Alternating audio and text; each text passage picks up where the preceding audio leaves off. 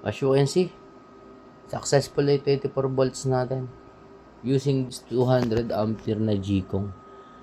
So, ang model nito is pressure model pare.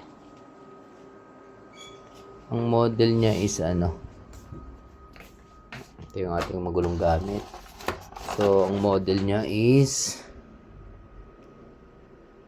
yan B2A8S20P. Paki-screenshot nyo. Napakaganda. Ang galing niya.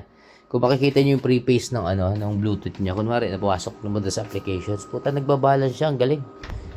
Kasi siyempre hindi na ako nag-top balance kasi galing naman siya sa setup na 12 volts na 200 Pero doon sa prepace niya napakaganda. Kitang-kita doon yung ampere hour niya. Tapos sinililipat niya doon yung pinakamataas na voltage nito.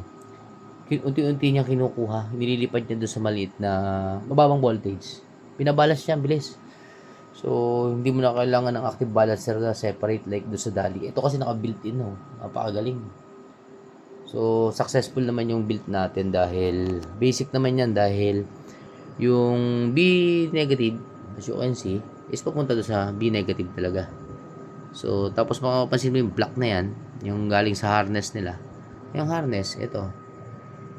So, yan yung B+, B negative. So, ito rin siya. Okay. B negative, yung P positive P negative na yan. Ang ibig sabihin niyan, yan yung paglalagyan mo ng ito. Palagyan mo ng load. Pwede dito ang inverter, pwede dito yung So, alin mas sa dalawa pwede naman dyan. So, as you can see, ang galing, 24 volt siya. So, pwede na natin siyang ilipat dun sa 3 kilowatt na yan.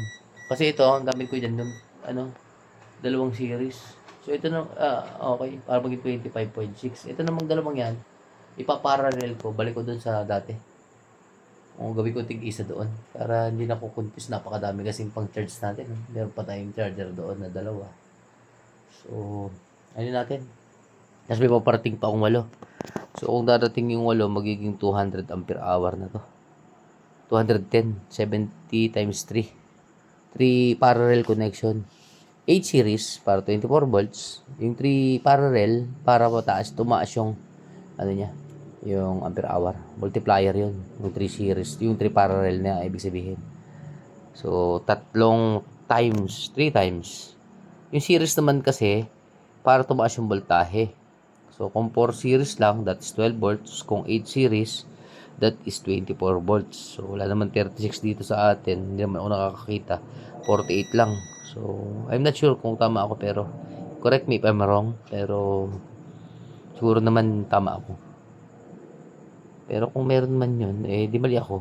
Ang gagawin natin. So, ito. Medyo successful to. So, yung pula, yung harness, o siyam yung pula ha. So, as you can see, yung second wire that from the black. So, first wire ng red. So, yun yung first battery. So, kung ito ang may negative mo, ibig sabihin ng first battery, yung first cell, yun yung likod. First positive. Okay? The second wire na red, dun sa pangalawang dugsungan yan. Yan. The third wire, ito sa pangatlo naman, sa likod. Okay. So, and so forth. So, the last 2 wires, magtatagpo siya sa main positive. So, ito yun, diba? 10 wires kasi, yan yung modelo ngayon. Pero ang grabe.